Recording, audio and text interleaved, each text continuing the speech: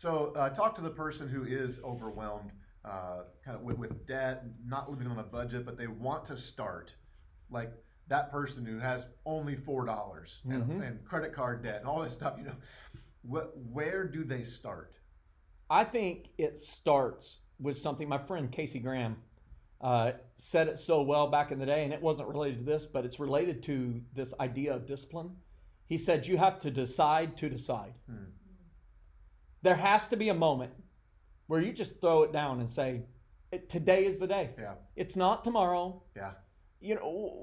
I read recently a friend posted this, a pastor, that said that the cost of procrastination is not necessarily that you delayed doing something.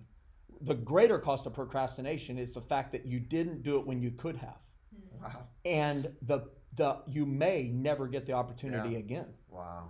And so I think that's really important to think about here is you have to decide to decide. I can't decide for you, Jeff. You and Sabrina cannot decide.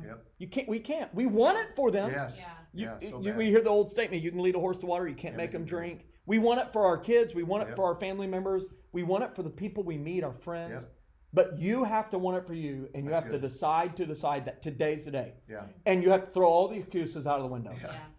Because here's what I've learned. See if this is true. When you make excuses, I don't make enough money. I don't make as much money as they do.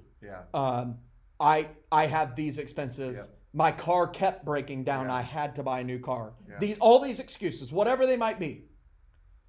Ultimately, at the end of the day, you are allowing yourself to assume the role of victim. Come on. And I'm telling you, when you play the role of victim, name a person who plays the role of victim and wins. And there are people who have been victims. Victims of horrible things, financially and otherwise. Who are the ones that we think of that inspire us? It's the ones who decided to decide that thing, those events, they're not going to define me. Define who I refuse to allow that to define me. They decided to decide. And every day they have to decide to decide. It's a new decision. And I would just say today, you have to look at it and say, hey, what is my preferred future? What is the vision God has for my life? Do I want to sit here being broke 10 years from now?